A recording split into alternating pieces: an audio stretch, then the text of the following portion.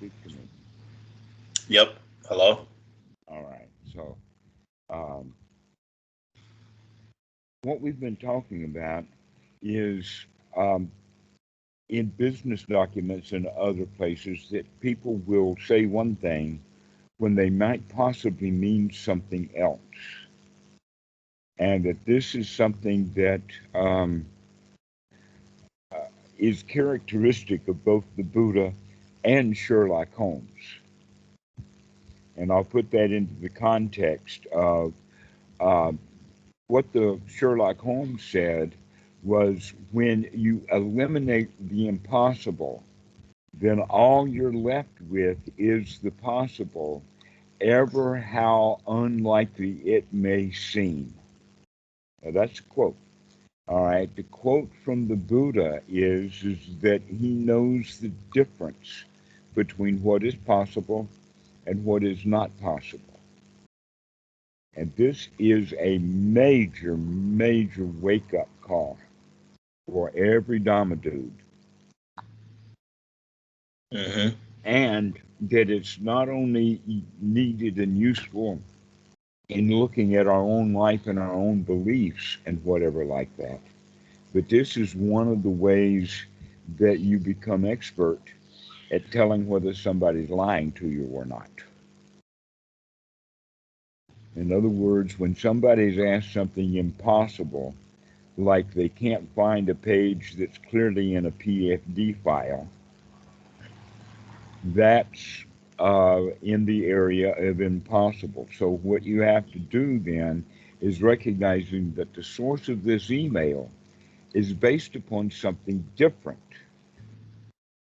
than what is presented, because what it's presenting is clearly impossible. It was impossible to you, and it was impossible to your bosses. It's impossible to everybody. This email that you're getting and saying, I can't read page 2.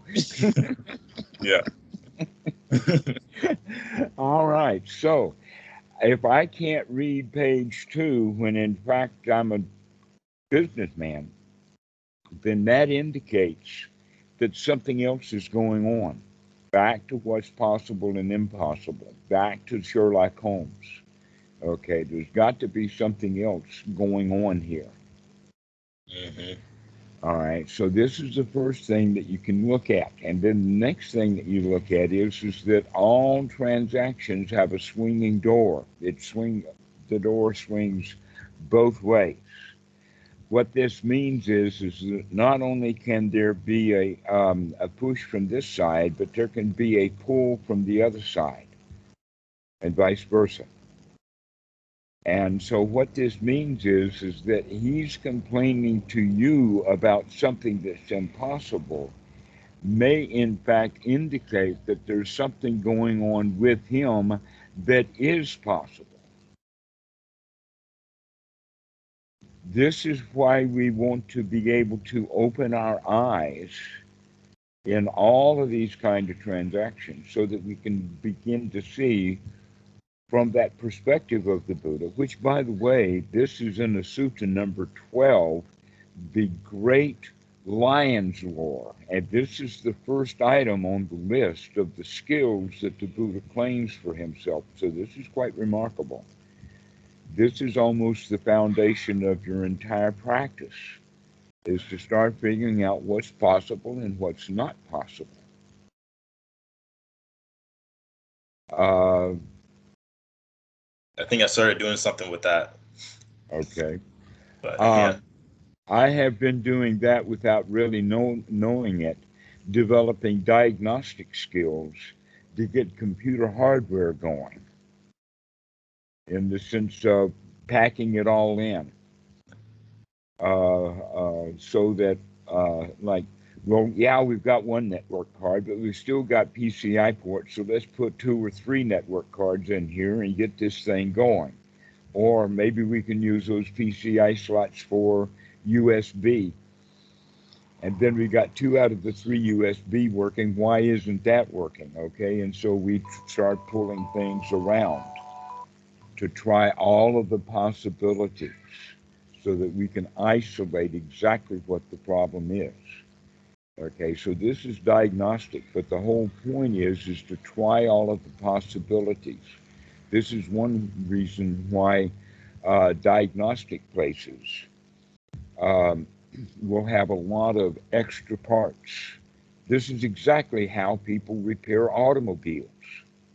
Have you ever been to a dealer and you wind up with having a whole long list of stuff in there and you just had one problem? Well, what they do is that they'll go and they'll say, well, what's wrong with this car? Maybe it's that, and so we'll put that part in, put it on the bill. Did that fix the problem? No, well, let's replace this part and put it on the bill.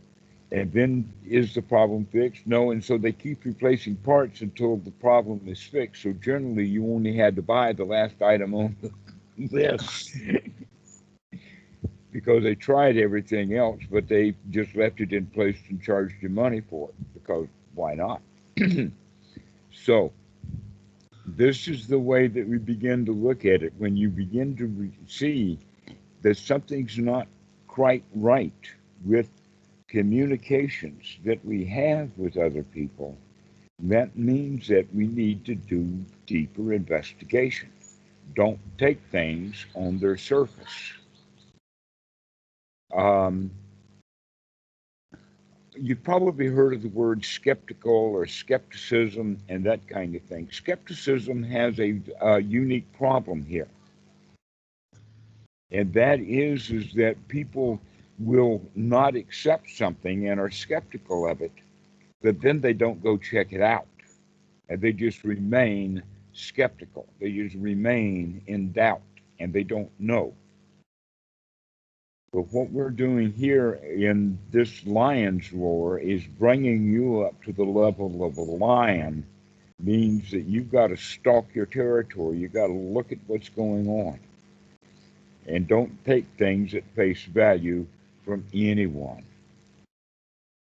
This is also in the Kalama Sutta, the very, very famous Kalama Sutta, that there's 10 reasons to not accept things. See, in the Kalama Sutta, the people went to the Buddha and said that in fact there's an underlying story. But they came to him and said that we've had all of these mystical, spiritual dudes pass through our village and claiming this, that, and the other thing, and we don't know who to believe. Now, maybe they ask that question to every guru that comes into their village. But one of the backstory about the Kalamas is that that's the same name as Ala Kalama, which was one of Buddha's teachers. And so more than likely they already knew this.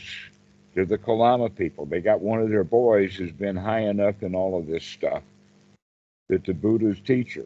And so now he's coming by, and so we're sort of giving a second examination to this student of our teacher, right? So that's kind of what's going on. And what the Buddha told of the Kalamas is that very, very famous line that had, I think it's got like 10 items in it. But basically, don't believe anything because you've been told. Don't believe anything because it's heritage. Don't believe anything because it's common knowledge. Don't believe anything because it's in a book. Don't believe anything because somebody that you actually believe and have respect for told you that. Not even your teacher or your guru. Don't accept anything, even if it appears correct. That in fact the Buddha even knew about confirmation bias that he's stating here. That everything needs to be deeply investigated. Now, some things we cannot do an investigation. For instance, you can't call that guy who wrote that email on the phone and interrogate him like you were a cop. You're not going to be able to do that. But, and in fact, we don't even care.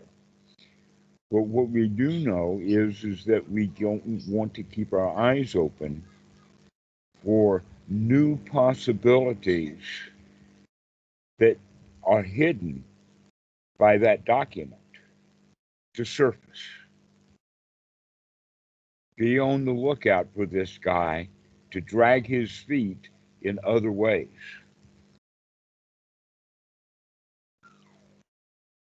Okay. Right? Yeah. Get where I'm coming from? To keep your eyes open for this. That in fact,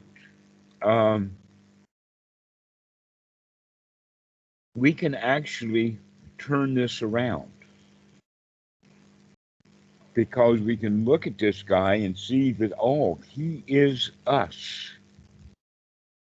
Like Pogo. I guess you knew about back in the 1980s, one of the major cartoons when they still had funny papers in newspapers. There was one in Washington's paper. This was about, maybe it was in the 70s, about the Vietnam War. But anyway, Pogo had said, "We have met the enemy, and he is us." And so this is, we can use other people as examples for what we ourselves do. That there's actually even two different suttas where the Buddha uses a dog as an example or as a teacher. So you can see this guy, this email, as an education in two ways. One is, what is this email covering up? And look at this as an example of how we cover stuff up. Because there is a point in the Dhamma that's really amazing. This is coming out of Sutta number 48, but it has a twin Sutta number 24. And they both map the path, but they do it in a slightly different view, in the sense that the way that the path is mapped looks more like this than this. Do you understand what I mean? In other words, these two suttas fit together only in the sense that they're filling in the gaps of the other sutta. This actually occurs in the twin suttas between number 118, the Anapanasati Sutta, and the Satipatthana Sutta number 10. But these two suttas, number 24 and number 48, map in this way, and that one of the places along the path is when the Buddha talks about, in fact, this is step 4 in Sutta number 48, which is almost the big change. This is what you could call the fulcrum point, or the hinge of the door, where everything is on one side or the other. Imagine that you were going to walk a teeter-totter. You know a teeter-totter? Where you have the ramp up and then it keeps going up and the kids sit back and forth? Yeah. Okay. All right. So on this teeter-totter, there's this point in the middle that's a big piece of steel above the ground, whatever, and that this is what is called in engineering the fulcrum point. So as you walk up the teeter-totter and get to that halfway point, when you make the next step up, it actually, the teeter-totter now goes down the next time, and so the rest of the journey is downhill. That's an amazing point. Because most people in the spiritual path think that they keep climbing and keep climbing and keep climbing up into the air. No, this halfway point is all that we need. And after that, it's a downhill journey. You could think of it in the sense that the uphill path is the path, and that once we get to this midpoint, the rest of the journey is the fruit. In other words, now it's a downhill journey. Now it's easy peasy. If you've ever done any real bicycling, you know exactly what I'm talking about. That in fact, when you're bicycling downhill, what you want to do is use that opportunity to build up as much speed as you can, because it's really easy. You get that bicycle going as fast as you can, so that when you get to the bottom, you've got a whole lot of energy going up the next hill. Mm-hmm. Okay. And so this is a point to understand that when we get to that top of that fulcrum point, we're only halfway there, but now the rest of the journey is easy. And this is in the stage in the Sotapan of the 7 stages of Sotapan. This is the 4th stage. And what we're getting at is that once we really understand the nature of dukkha and we get the resolve and the enthusiasm to get rid of it, that means that now we're really willing to see it in the sense of our own screw-ups, our own mistakes. You probably heard forever that we learn by our mistakes, from our mistakes, not our successes, and nobody likes that. We say, yes, it's true, but we still attach to our mistakes. See, if this is a mistake, then I'm a mistake. If this thing fails, then I fail. If this thing dies, falls over and dies, then I fall over and die. This is the basic attachment. This is when we start to really make that break in the self and stop attaching to our mistakes. That it's actually quite easy to see our attachments to the things that we like. But the things that we don't like, that come from the outside, we can easily see that stuff too. It's the mistakes that we make on the inside that is so close to the self that is actually the thing that causes the most misery, mostly because we're covering things up and hiding from it because we don't want to really know what's going on.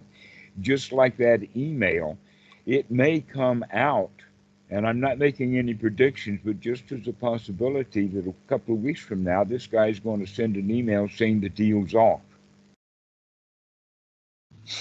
Wouldn't be, that's not an unlikely occurrence in the That's in that not an unlikely occurrence, is it? Okay, especially with this kind of email coming. So he's giving you a warning, but maybe he's actually giving himself a warning. Maybe even he's already feeling bad. That this email, this ridiculous nothing email, is actually a bad feeling email. And he's having second thoughts. In that regard, you may want to send him an additional email to try to cheer him up somehow. We don't know because we don't have enough information. We don't want to go shooting a shotgun or off into the dark. We want to be able to pinpoint what the problem is, and right now we don't know what it is. All we know is that something's going on. And he doesn't know it, and we do. This is power. Okay? This is real power. The power of the knowledge of seeing what people are doing and knowing what they're doing and understanding it better than they themselves do because they're not willing to look at their own mistakes. I might pass it. Well, yeah, I mean, that's a good idea. That makes sense to me, but I'm not typically allowed to really communicate with like buyers, that freely. But maybe I could tell the boss Okay, well, that's my hunch. you That I don't got a have hunch. to. You can just keep this under your chin and watch the show. Yeah. And there may come sometime in the next couple of weeks when you go, damn right. I can see that coming. Okay. So that's the way that's wisdom for you, is beginning to see what's going on that has a lot to do with the fact that people do not want to see what they're feeling. They do not want to see their mistakes. They do not want to see their reluctance in things. That if we are reluctant about a business deal, we only want to deal with the reluctance of the business deal. We don't want to deal with the reluctance within our own being instead. That's something that a Dhamma dude does, not ordinary people. Because they think that it's painful in there. And actually what's painful is letting it stay there. That's what's painful. Yes. And you know what I'm talking about because you've hidden over and covered up and hidden from things that you've done that you thought were wrong. And because of that, you don't learn very much from them. But when you bring them open and expose them, then we can get over them. This is so freeing. It's one of the most important qualities of the Buddha. This is why I'm calling it that fulcrum point. Once you open up to the fact that it's quite okay for you to screw up, but that's all right. There's many different places that we can hear that wisdom. One would be from Shakespeare when he says that it's better to have loved and lost than to have never loved at all. Have you ever heard that phrase? Okay. Let's analyze it for just a bit. In the sense that to have never loved at all, basically what means is that someone did want to love very badly, but because of some reason or another, they didn't get a chance. Unrequited love, fear of being on stage, fear of rejections, all kinds of different things. And Shakespeare is saying, go for it, make that leap. If you land in the dirt, never mind, pick yourself up, dust yourself off, and boogie on down the road. That it's okay to fail. All right? Because that failure is not necessarily the dukkha itself. It's when we don't like it and don't want to believe that I did such a stupid thing, that then we refuse to have it as a benefit. Okay. So we can actually, with our attitude, turn that upside down so that you are joyful when you fail. Because now you know.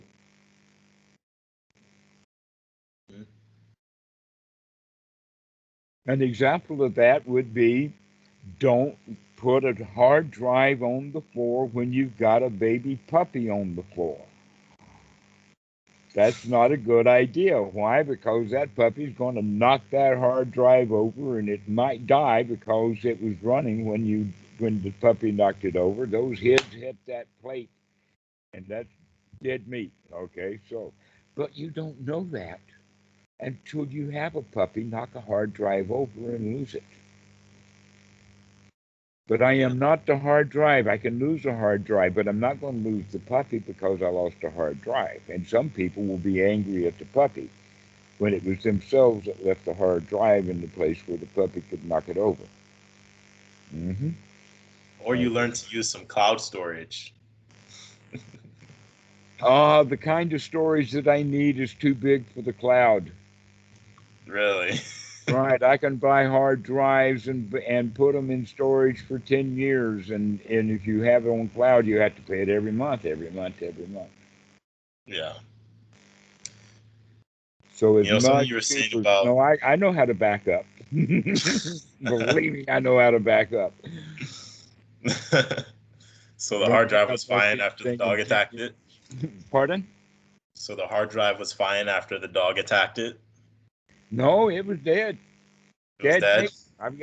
The reason I'm thinking about it is because I just moved it this morning. Did you lose like Didn't YouTube lose videos? the data. No. No, just lost the hard drive, which is $150, but I didn't lose any data. Like I said, I back up. Good. You know why I back up? It's because I used to lose data, and then I recognized, no, you can't do that. You have to have everything backed up. Yeah. While you were talking about the where you mentioned the knowing what's possible and what's not possible, one thing that came to mind was how I always know that it's like possible to have a wholesome thought. And that also I noticed that when you do have a wholesome thought, I guess you could say like it's impossible that there was like there was a huge possibility to have any number of unwholesome thoughts. and it could have been a very painful experience. Such a painful experience it could have been. But I get such Yeah. great relief when I say that, when I have just one wholesome thought, any wholesome thought, that it's almost like basically that is what it is. It's that, like, if, let's say, it's that thing when you start describing like the comma to end all comma, basically, about how just one thing could put an end to so much disaster. And it's such a relief when you when you realize that you put an end to all the unwholesome thoughts that could have been. And that's a really great feeling. Right. This whole point about changing our attitude from being a victim of our mistakes into being the beneficiary of our own mistakes. Hmm. That is just such a change in attitude. That is so liberating. Yeah, To like allow, when you told me like to say like, oh, I caught it again and I caught it again. and I caught it again, and I caught it Yeah. again. We become happy at catching the mind screwing up because that's the only way that we're going to get over it. You see, when we first start catching the mind wandering away, we don't like it at all. That's why we're climbing the hill. But once we get up to that point, that is that focus, it's okay for me to screw up. And in fact, in the sutras, not just to screw up, but to confess the screw up. Aha, I caught you. And to confess that screw up. And to recognize there it is, right?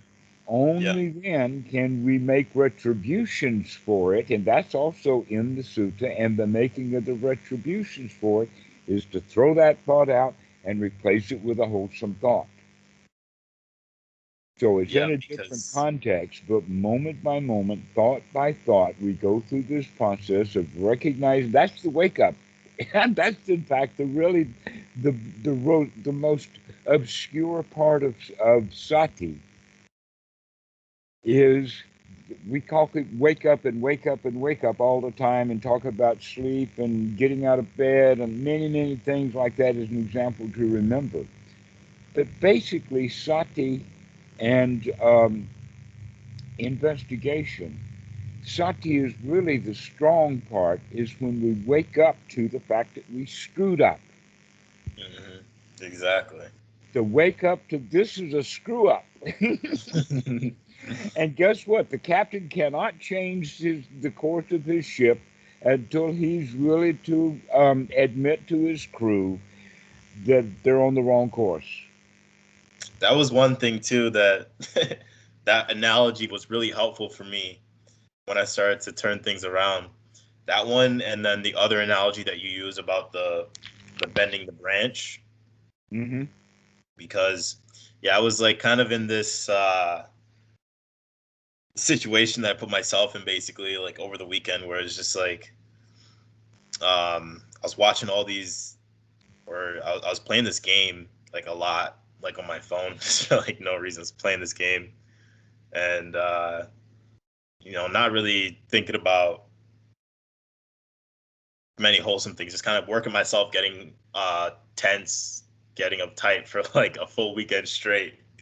And then and intermittently I would watch these videos of this guy playing this other video game, and he was like so incredibly good at it. It was shocking. It was like, wow, because I've played that game before when I was younger, and so I know I have like a real appreciation for like how ridiculously good he is at that game. But also that too was like I was sort of a bit of working myself up, but at least I was enjoying like watching it. But then I think just like Sunday night came around, and it was like, this is not really the way I want to live my life. Was like how I saw it. It was like, that's not really how I want to.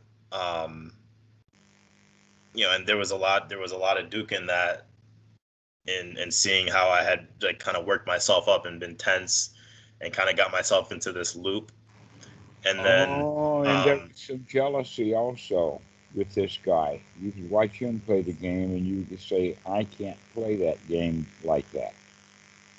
Well, I don't even have that game. I wasn't really worried about that. I was just like, more like if I'm watching, like, LeBron James play basketball or something like that. I'm not jealous of LeBron James, but actually, but maybe, because I have played this game quite a bit, like when you talk about music and you talk about, the top guys, you probably have a better appreciation for how good those guys really are because you have some experience in it. Like, even if I'm watching basketball, I haven't played enough basketball to probably really appreciate like doing a slam dunk and all that. But anyways, seeing that though, that appreciation for it, for seeing him play so well, I had the thought to myself, well, there's a lot of things that I'm actually good at, that I've gotten good at, because and I could think to myself, I know exactly how he got as good as he is at that game by simply just playing it a lot. Like if I had kept playing that game when I was in high school, because basically stopped playing that game 6 years ago. Uh-huh. So if I had kept playing that game for 6 more years, probably as often as he does, I'd probably be really good at that. But then I thought about it. I was like, I had like a realization, like I am actually as good at certain things as he is at that game, even better. Like I learned to read. I could, I mean, everybody learns to read, right? I learned to walk. I learned to talk. I can think. I can have unwholesome thoughts. I can do all types of things And you can really, have really well. wholesome thoughts often, which is something he probably can't do. Yeah, and so I could do all these things There really, really is well. there is But one so more look, thing. let me just cut to the chase here. Is that um, it kind of opened me up and made me realize, like, wait a minute, like, and with that analogy that we were talking about, the boat and the pulling the string, pulling the branch down, I was just kind of like, it's as simple as that. Like, I could imagine, you being so great at, the game was Call of Duty that I was watching. So you met so great at Call of Duty, like that's wonderful, that's great. But what about also being so amazingly, like, what if I was that good at feeling good?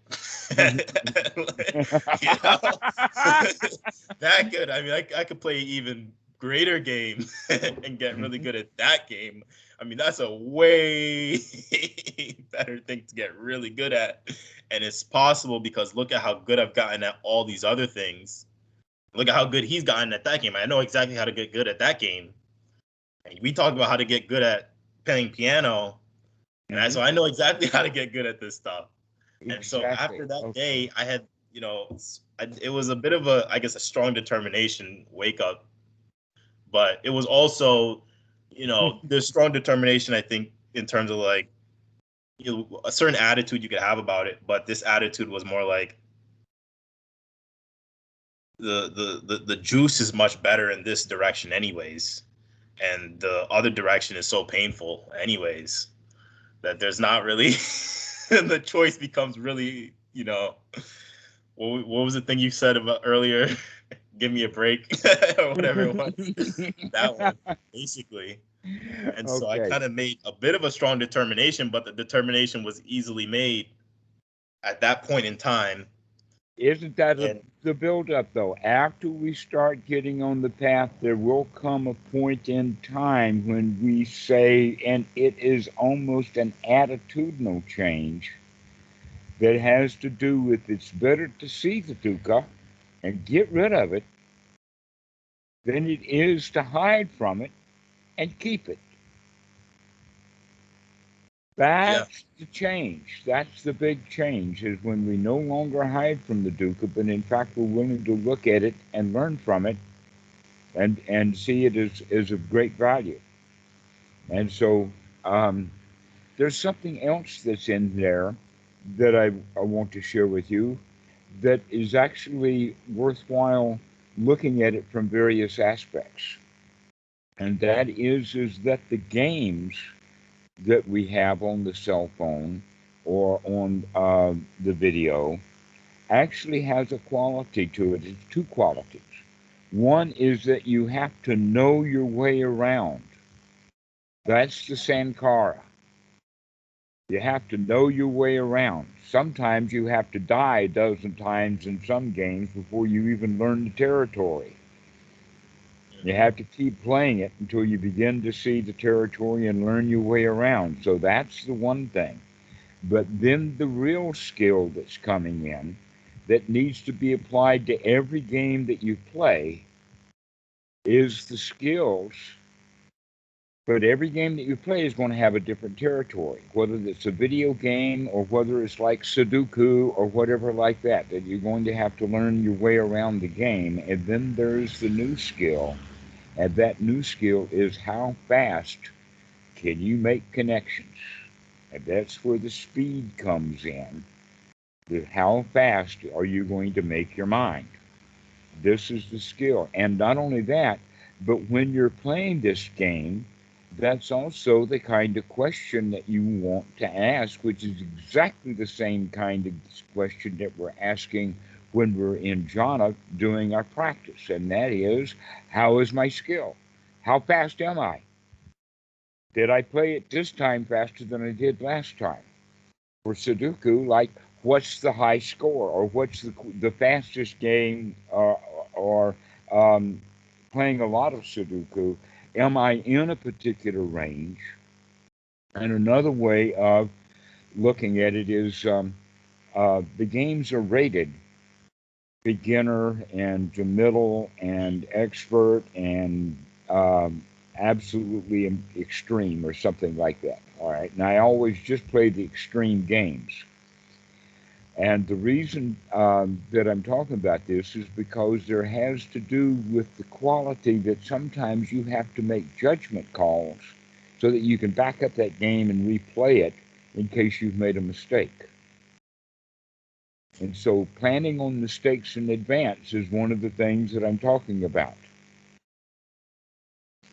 That we can plan on making mistakes. And so we plan on making sure that we can track those mistakes. But another quality of it is that sometimes playing the game, and it takes 30 minutes to play the game. And I can keep track of how the mind is working. If I can play 3 or 4 games and they're all taking 30, 40 minutes, and that will happen kind of maybe late at night or when I'm tired or something like that. As opposed to when I'm sharp, I can get those same games down at that extreme level down to 6 minutes, 5 minutes, 10 minutes, that in that range, okay? And so this is a way that you can look at these games if you're playing them. Just how long did it take you to play the game? And plan on making mistakes so that by doing so, you can back out of them in advance. Or you keep track of, if I've gone down this way, then I need to find my way back here so that I can start off in that direction, and this kind of thing. But this is, and that's actually quite complicated if all you've got is a set of numbers like Sudoku. That if you're in a simulation where you've got walls and things you can recognize, you can use different parts of your brain to figure out how to get back. But when you've got only those numbers, it's kind of hard. You have to keep track. You have to remember what you're doing. Okay, Yeah. so One this. thing that I had noticed when I was playing the game too was that that was kind of another realization here was um this game was like a really you say like a grindy game. Like there's definitely strategy, there's definitely a bit of skill. I feel like the skill is more about the strategy, but I guess that is what it is. And then but when I say grindy game, it's like you just play it a lot until you get your character ideally stronger than other people, and then it's easy to use maybe a certain strategy to maybe even start to like exploit it where you can get so many points and you can rank up faster, and it's just kind of like this cycle. Hmm. But But you see, in that's any the case, ordinary way of playing the game. This is, in other words, the points is what everybody's looking for. yeah, What so I'm what I was looking going to say for was that is actually, knowledge of the game, learning your way around it, and then fast. How quick can you act? Keep track of how fast you are. yeah, This is a new way of looking at it. Your object is not to win the game. That's the foregone conclusion. Of course, you're going to win the game. The Yeah, I was question gonna say is, something about that. So when I had gotten like played it a lot and I got like really strong and powerful, I would notice that I would still die randomly sometimes, and I would say like, why? What just happened? Like, how did I die? I'm such a powerful character in this game. How did I die? And I noticed that actually a lot of the times when I am really skilled at a game, I'll actually I'll pretty much know how I died. I'll know what happened. I know what mistake I made. And I noticed that there was a couple of times when I would just probably relax because I had such a powerful character, and I would really not have my head in the game. And then so right, I would no notice I got to Sati, put not my head in the watching game. what you're doing. How Yeah, fast are you? yeah, That's exactly. so. What you're saying is that when you are slow, you die, and we call that suddenly because you Yeah. didn't see what was going on. Yes, All exactly. right, you got me. That's exactly what we're talking about. Is that you got to keep track of how fast are you. Hmm. Yep. And so when I did put the game down, that was one of the things that I had said to myself in that determination, which was like, let's do this with like having our head in the game, like wake up and sort of watch what's going on and see if you can start to catch this stuff. And when you do catch it, you caught it again, and now you're catching it more often. You're getting good at catching it. Excellent. Yes, exactly. This is why we can use things like video games as an analogy for the mind, and playing the video game is like meditation of learning about what's going on. And that the speed, in other words, what happens in the game, you think yourself big and powerful, and all of a sudden you're dead and you don't know why. Doesn't that happen regularly in real life? Yes, Yeah, exactly. right. And the reason for that is because we're not watching what's going on. That we had a Hmm. thought that killed us, and we didn't Yep. even see that. Yep. That's actually what happens. I mean, like, yep. Right. So the video game is a lot about Sati. That's Hmm. why I am not necessarily down on video games in general. It is because I can see that people pick up very, very useful, valuable skills. Possibly one of the most interesting is that the United States government, military, has gone big time into drones. Guess who those drone operators are? Guess who the Army wants to hire? Guess who's going to be the soldiers?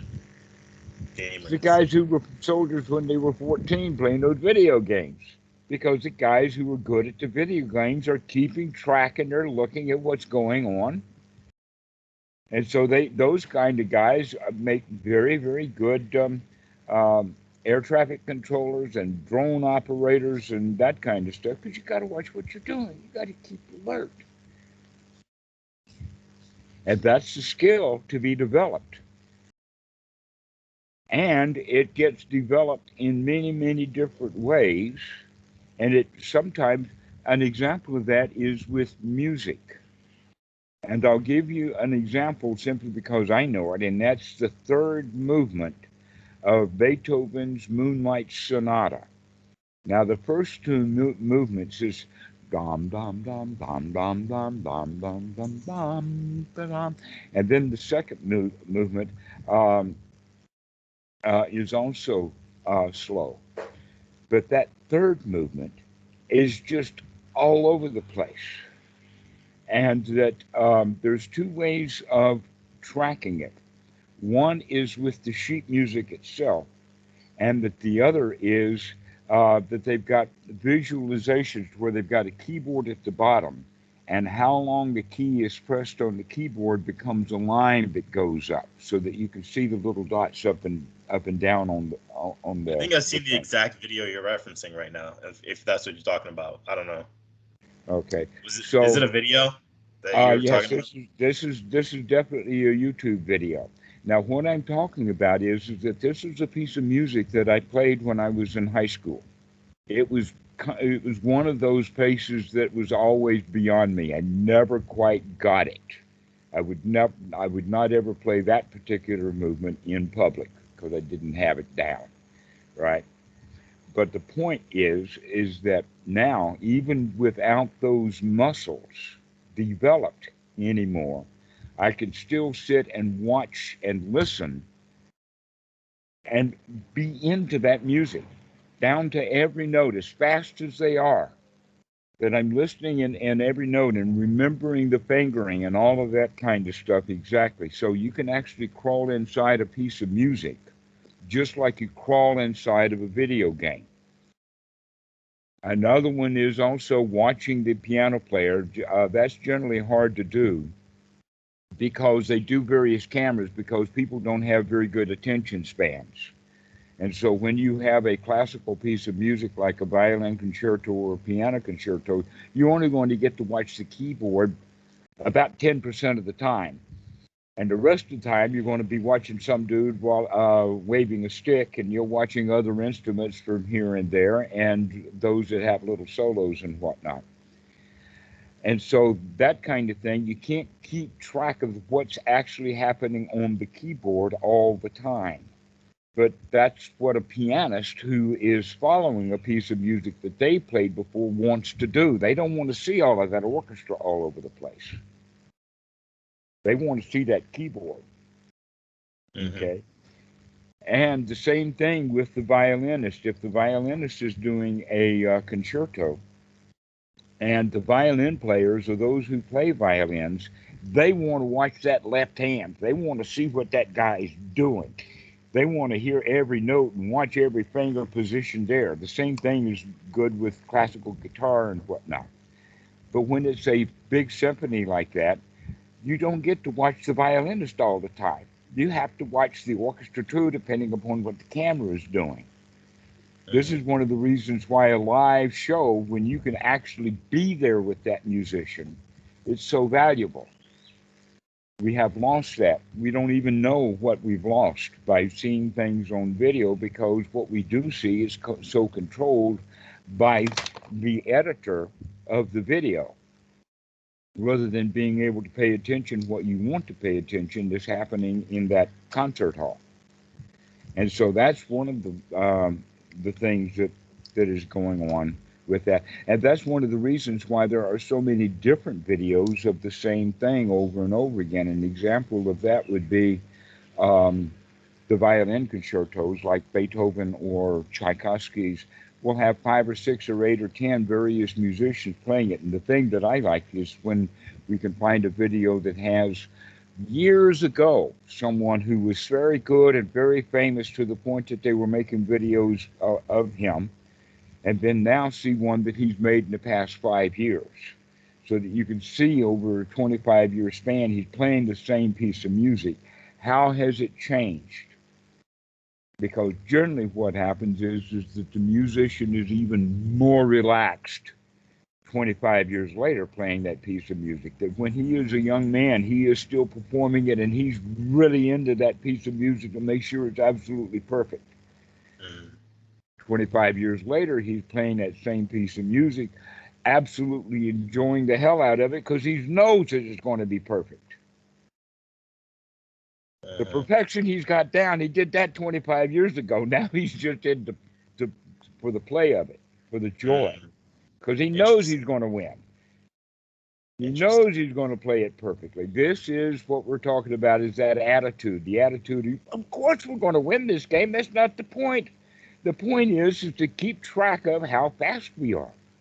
How well do we know the keyboard? How well do we know what's going on? Can I say something about that speed that I noticed that was really incredible that I put together when I was watching those videos? So there's like a such thing as a like hacks in the game, like hackers in the game, people who go into the code and exploit the game and make it so that essentially what you have is the program running and it knows that the enemy is at this coordinate, so it'll just point your gun at that point in the screen instantaneously. And when you see this happen, if you watch someone who has this running, what it looks like is basically it's very unnatural. Is what it looks like. It looks like the gun just moves here. It just moved here now. Like it's just moved up to this point here. Like for example, when you go to click like any button on your computer, you're just moving your mouse, you're tracking your mouse down to the button to click, right? You wouldn't like just go on your mouse pad and just whip it down to the button and then click and know that you clicked the button. I mean, that's sort of a level of skill. And so there's actually this guy who's actually trained himself to make it not only just look like, but actually play in that way where he just really does play as though it looks like it's very they say it's very suspect that he's cheating, because the way that he plays is so to the point where that gun just moves at maximum velocity directly as fast as it possibly could to the enemy, and it looks like there's a code in there that's telling the gun to point directly at this point immediately. And so I just thought that was incredible, because that's basically how we try to If get he's very got the fast with the software to mind. do that, you could write the software to not just alert him to click there, but the software can click itself. He doesn't even need him to do it. Yeah, that's what I'm saying. That's what it looks like, you know, the style or the just like the movement when you watch someone moving around like that, and you watch like the hacking when they code it to point and shoot on its own, essentially. He's practiced to the point where the muscle movement is down to that point where it can just be there, and you're aiming and you're doing really, you know, you're doing the job immediately. And so I Now, was saying how with the mind, how we learn to be fast with the Sati, to catch these things as soon as they arise, to be really glad as soon as you see that the mistake has been made, or that you've caught something. You can be that quick with it. exactly right. That's exactly right. And yet, in our life, because of our childhood, and because we started off as victims, we wanted to hide our mistakes so mommy wouldn't catch us, or so that nobody would know. We didn't want to deal with the embarrassment. And so we all get into the habit of hiding from our mistakes. And even scientists who know that about scientific experimentation, that in fact Edison's a good example. He says is that invention is 1% inspiration and 99% perspiration. Why does he call it perspiration? Because it's one failure after another, and he doesn't like it. That's a good example right there, is that scientists, in fact, want to get success, and so they're willing to go through all of the failures to find out what's going on, but they still consider it failures rather than educational. And all it is an attitude change. So you can go from inspiration to perspiration and perspiration and perspiration and success into inspiration, a toy to play with, tinkering a little bit more, and success. In both cases, we get success, but one of them was a lot of perspiration, and the other is a lot of fun because we're willing to see our mistakes as playful, that our mistakes are not important, that they're important when we try to hide them, that in fact, hiding it is making it important. That was such a hard lesson for me to learn, and I would really like to be able to pass that on freely so that you can hear it without having to go through the pain that I went through to learn that lesson. Yeah. To learn to be easy on yourself, joyful, that it's okay that you screw up. Look at what you're doing. Pay attention. Pay close attention. Yeah, I mean, And like that's why that analogy is so helpful for me, I think, because I always think about, you know, when you do have that wholesome thought anyways, you could think about that you could have had so many more other unwholesome thoughts, but you didn't. And then also you really are, you know, you're leaving behind the other pathway of unwholesome thoughts, and you're making way for the new positive pathway, or you're bending the branch in the correct direction. And you know, that's always feels really good. Yes. Let's go through that analogy because you've mentioned it several times, and it actually is quite an analogy. A limb or a branch that's less than, let us say, the width of the arm. If you pull that down and then let it go, it'll spring back. But it won't spring back exactly all the way back to exactly where it was. And if you keep bending it down, even though you let go of it, it doesn't quite go back. And pretty soon you keep bending it over and over and over again. And pretty soon it bends and stays in the position that you want it to be in. That is beautiful analogy. Hmm. But we have to keep making that mistake over and over again of letting it go and go back to where it was and then never mind, grab it again and pull it back. That's the way of looking at it. But it takes time. And actually, that springing it back over and over again is makes that limb stronger. That's one of the ways that they made bows in England. Was before they cut the tree down, they would bend and keep bending the limb into the position of the bow before they would cut it down. Mm. And so it would take a while, but they would just tie it up and keep it bent like that so that they would uh, pre-manufacture it rather than having to soak it in water and cook it and do all kinds of things to get it into the right shape. They just bend it into the right shape while it was still alive. That's a good idea. And it makes perfect sense like that once we think of it, you know. So, yes, that's exactly what we want to do with the mind. We want to bend it and keep bending it into a very wholesome shape, something useful and valuable. And we want to be able to catch it when it falls back quickly so that we can put it back into the place that it was. So this is a really good analogy. I like that bending of the limb. Yeah. I had this I don't really know if it's worth mentioning, but I guess I'll mention it anyways since I had this dream last night. I guess it is worth mentioning because um I always find that this happens. I think it seems like a pattern that when I try to go to bed sometimes while doing Anapanasati, I think maybe I'm like keeping myself up like slightly doing that. I don't know, and then I'll end up dreaming a bit.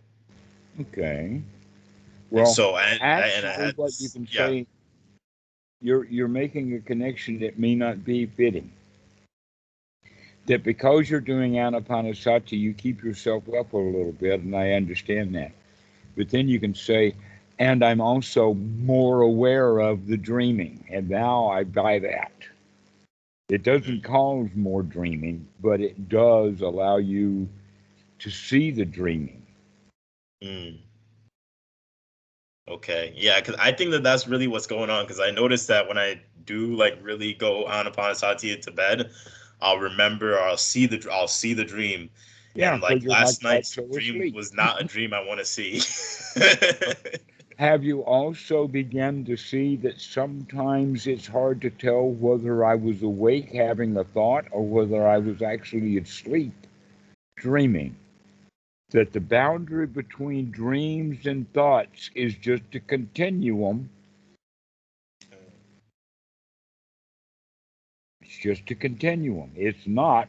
Dreaming is one kind of thinking, and wakeful thinking is something else. In fact, teachers in school know about it. They call it daydreaming.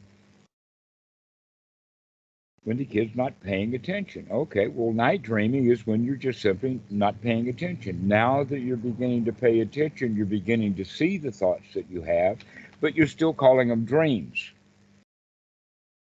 Where really what's going on is you're beginning to see that you continue to think even while the body is asleep. It's kind of hard to actually see that there is a thing, sleep, as opposed to wakefulness. They're not different, they're a continuum. Yeah. Well, what do you have to say about because the particular dream that I had last night had just so many components of being unwholesome that I think it'd be really worthwhile to not have those kind of dreams anymore. What can I do to not do that? You just did it. You did what you needed to do. You woke up, you saw the dream, and you decided you're not going to have that kind of dream anymore. So next time that you're asleep and you start to have that dream, you'll remember, hey, I'm not going to have this kind of dream anymore. And you can do anapanasati while you're asleep. Wake up while you're asleep, and stay asleep and wake up while you're asleep, in the sense of seeing this stuff that's going on. Then, in fact, recognize that you do wake up during the night from time to time. Another way of thinking of it is that when you do recognize that you're having a dream, it's simply because you woke up to pay attention to what you were thinking about while you were asleep. I didn't really recognize until I woke up, though. But yeah. Well, that's the whole point is that start looking at this, start paying attention to it, and start recognizing that sleep is at various levels. Sometimes your sleep comes all the way up to the conscious level and then goes right back down, and sometimes we're up and down and up and down. And that when we're up, that means that we now can remember what happened in the past couple of seconds. So in order to remember a dream, you've got to be awake in order to remember it. If you were completely asleep while you were having the dream, then you wouldn't have been able to remember the dream. So start paying attention to the fact that you're up all night. Not all night long every minute, but up, up, up, like that. Notice the body posture. When you come up to that point, when you can recognize the dream, also become aware of your body posture. Maybe it'll be a good moment of time to roll over in the night. And then you can start your anapanasati again. Or another way of doing it is that you can incorporate anapanasati into the dream state. Everything is all right. Everything is so nice.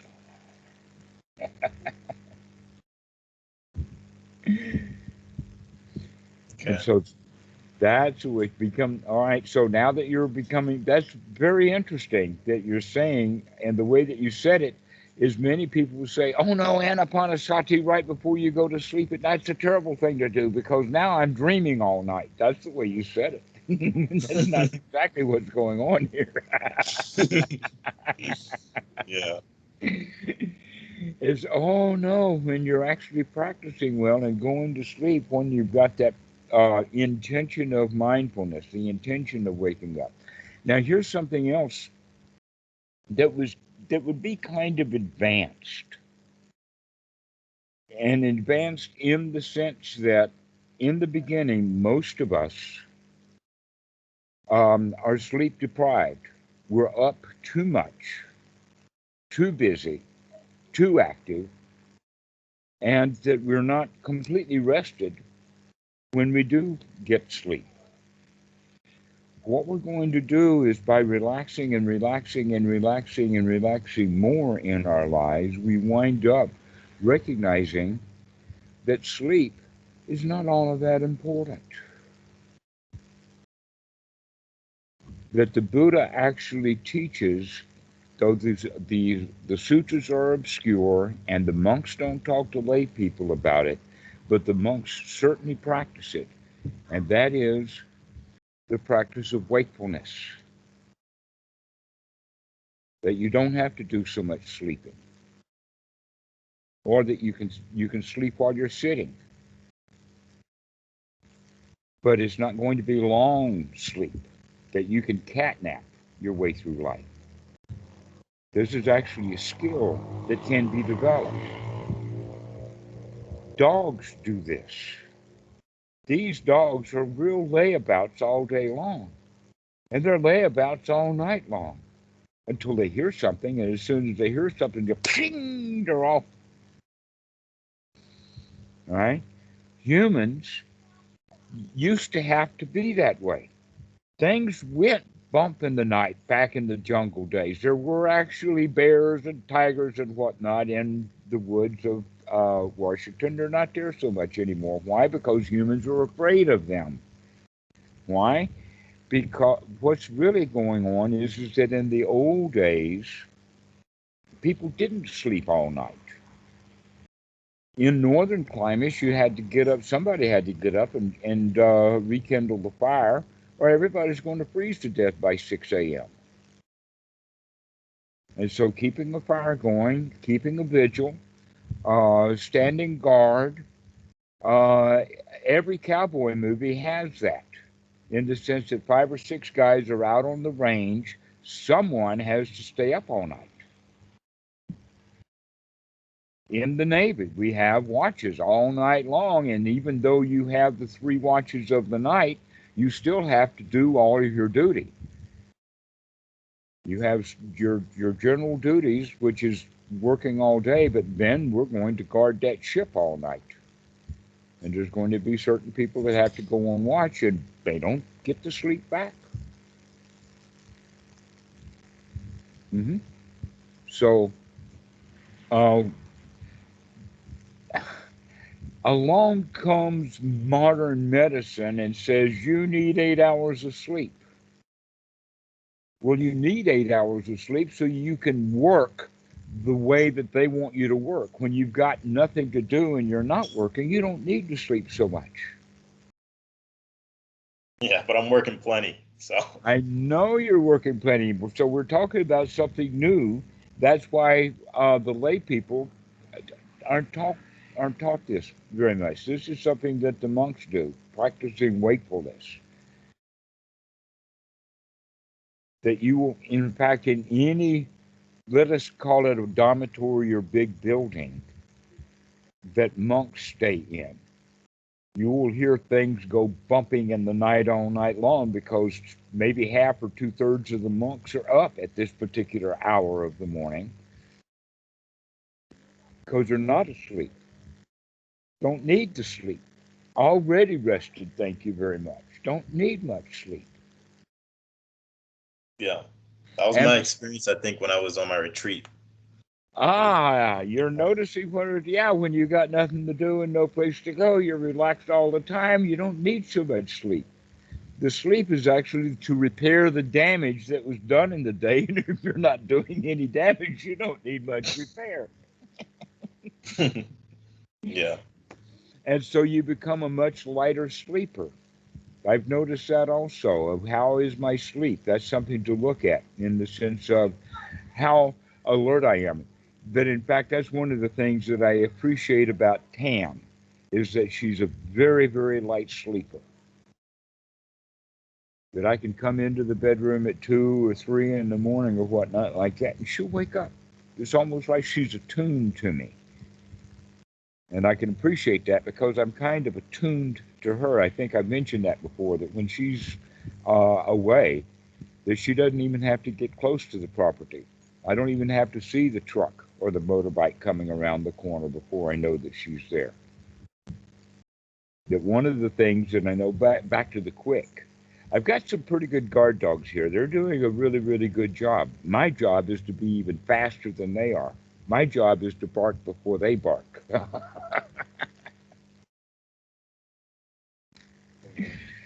Can I see what's going on before they do? And so this is part of the skill of giving ourselves these toys to play with, of how easy it is to wake up. Can I stay alert in the night? Can I start judging? It'd be better than the dreams I've been having, I'll tell you that much. Yeah, I mean, the human body is such a marvelous toy to play with.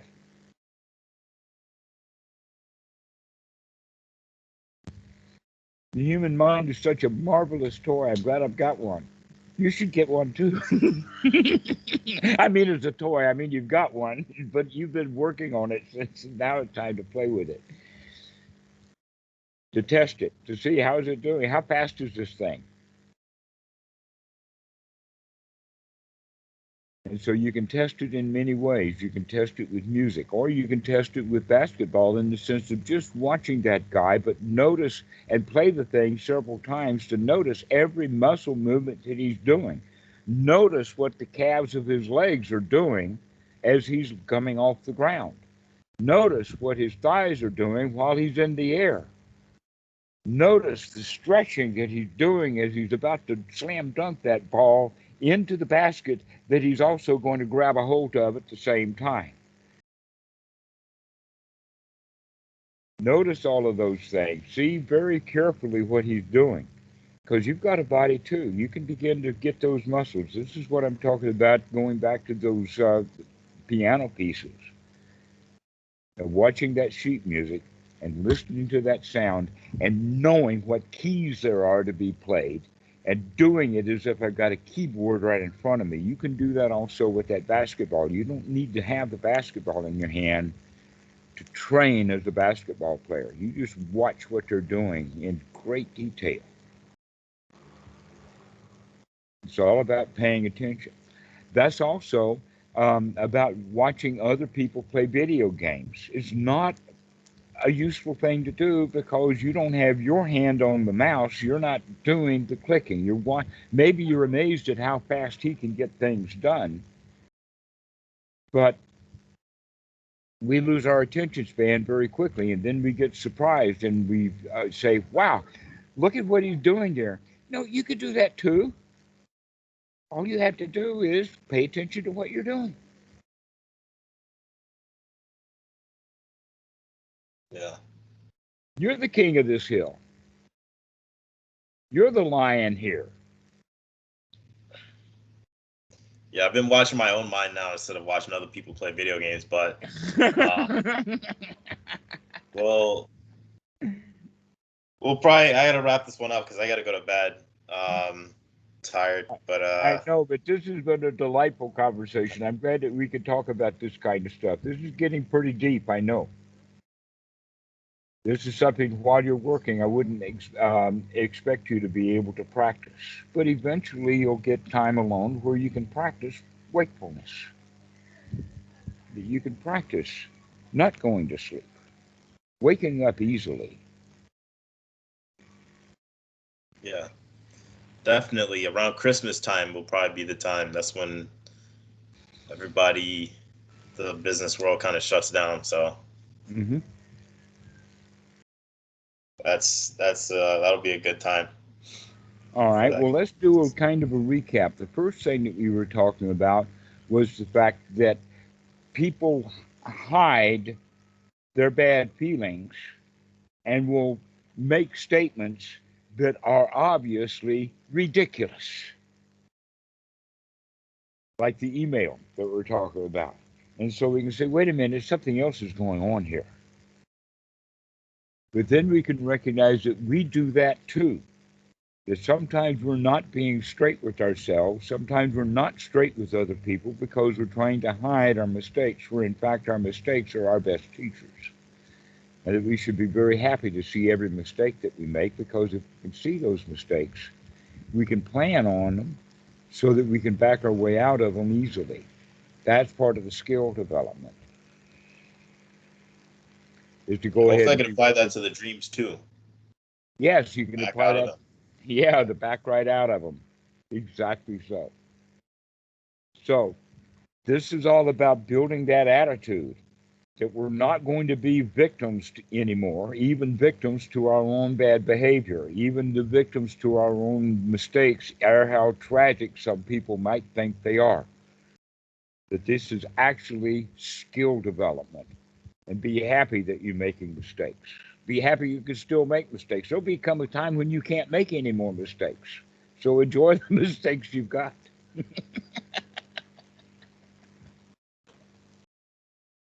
Mm-hmm. It's okay. Nothing is that important, especially covering up the mistakes. And not only that, but that's what gives us a level of trust that works in both directions. In other words, you could trust yourself, and because you can trust you, other people will naturally begin to trust you more because you got nothing to hide. And people know that. They can pick it. You can know, you know for yourself who's trustable and who's not trustable. So you can take that to a new level because you can be mindful of it. You can see that stuff. You're quick now. You can catch that stuff. Yeah, I feel like since the discernment, because we're already good at judging things a lot, right? Mm-hmm. So if you're really good at judging things just out of the nature of being human and being in the Western world and that kind of thing, then what we're talking about with becoming comfortable with the mistakes, it basically means that you just unloaded a whole lot of opportunities for Sati because you're judging left and right.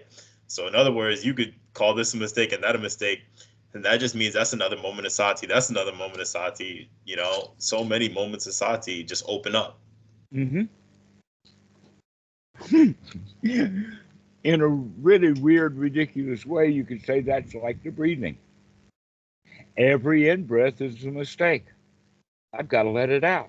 Every out-breath is a mistake. I got to let it back in.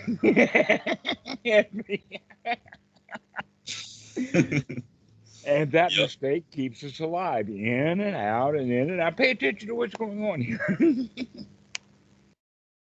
Yep. Keep waking up. And so we begin to enjoy it. We begin to see it as a toy. Yeah, it's okay that it makes some mistakes. That's all right. Mm-hmm. We'll learn. We'll catch it next time. We'll get things speeded up. We can watch what's going on. Yeah. Okay, Keyshawn. Well, you mentioned that it's time to go to bed. Go and lay down and do some anapanasati. Yep. That's the plan. All right. Thank you. Until next time. Great. This has been marvelous. I really enjoyed our conversation. Always. We'll see you later. All right. Bye-bye.